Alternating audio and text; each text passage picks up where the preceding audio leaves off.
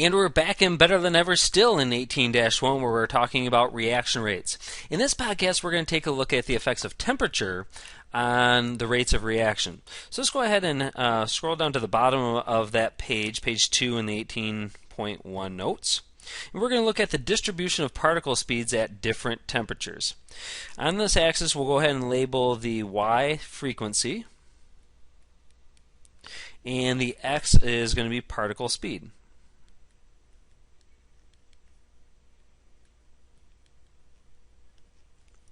All right.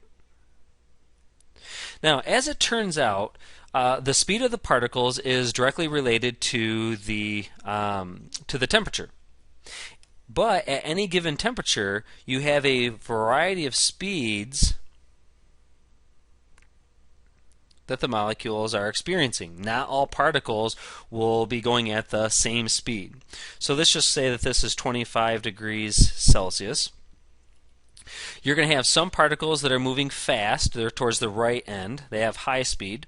You're going to have some particles going very slow on the left. Notice the frequency is low for particle speed. But there is a very large population of particles that's going at a medium speed at that particular temperature. All right. Now, in terms of rates of reaction, only certain particles will have enough energy to overcome the activation energy. This just say that only particles that collide at this speed or greater will overcome the activation energy. So that means at 25 degrees Celsius, only these particles here, when they collide, will actually result in a reaction. So therefore, how can you change the reaction rates by varying the temperature? Well, let's take a look at a temperature diagram of something at a warmer temperature.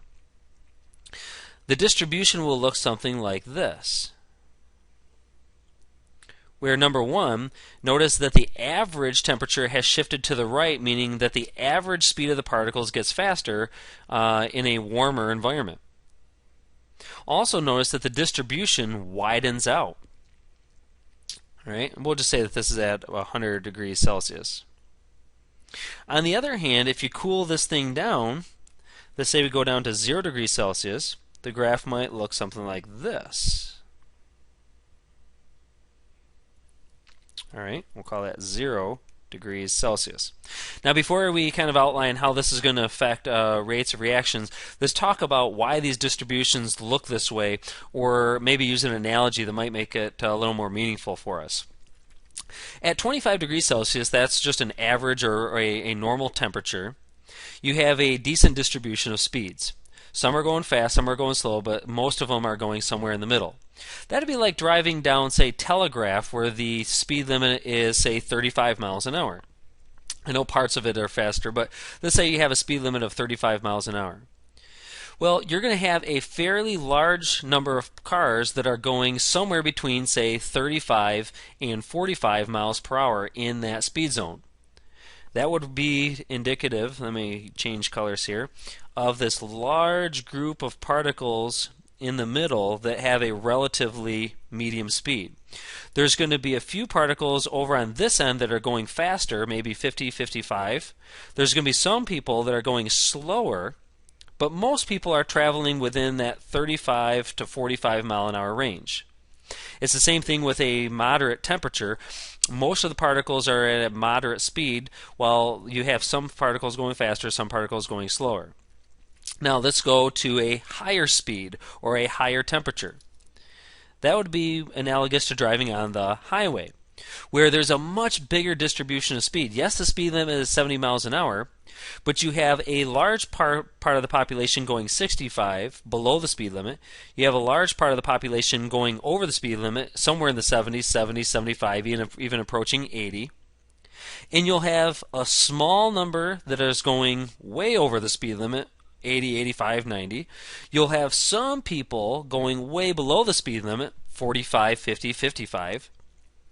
But there is a very large range of speeds on the expressway. Just like at a higher temperature, there's a large range of speeds of the particles.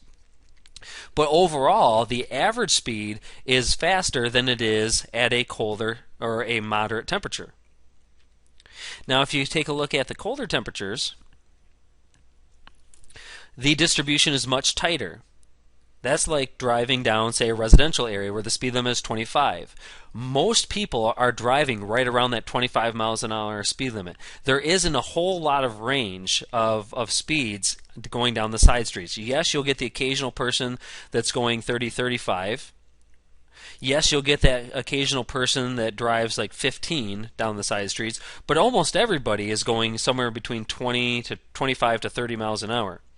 So the bottom line is this: at slower speeds or lower temperatures, the distribution is very bunched up. As you warm up your sample, not only does the average speed get faster, but the range, the distribution gets much, much wider.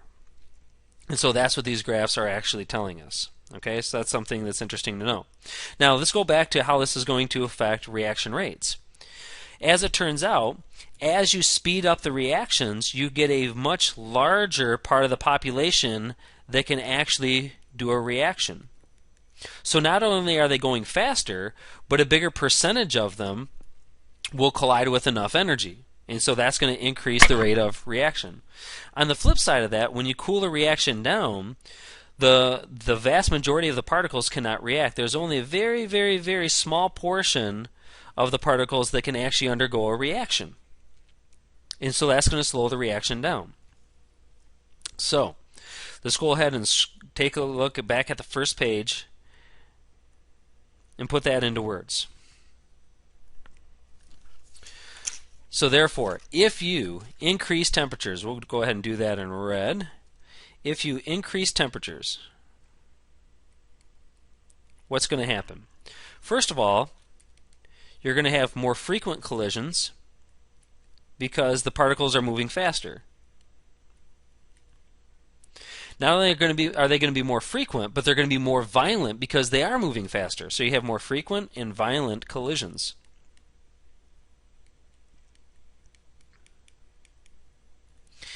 If you have more frequent and violent collisions, you're going to have more reactions, which means you're going to have a faster rate.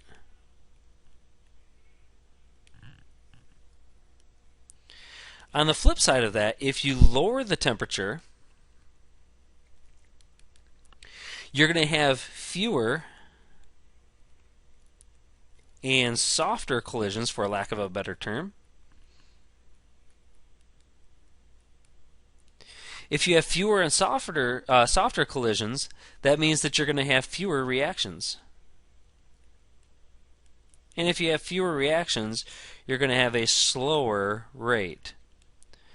So if you want to make something go faster, just heat it up. If you want to slow something down, just cool it down.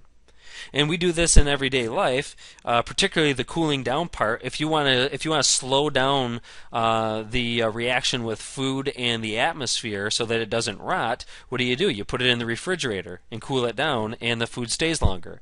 If you want to keep the food even longer, you put it in the freezer, because when it's frozen, the reactions are incredibly slow, and it stays much, much longer. All right, so there's the effect of temperature on reaction rates. In the next podcast, we're going to take a look at the idea of catalysts and how those speed up reactions. We'll see you next time.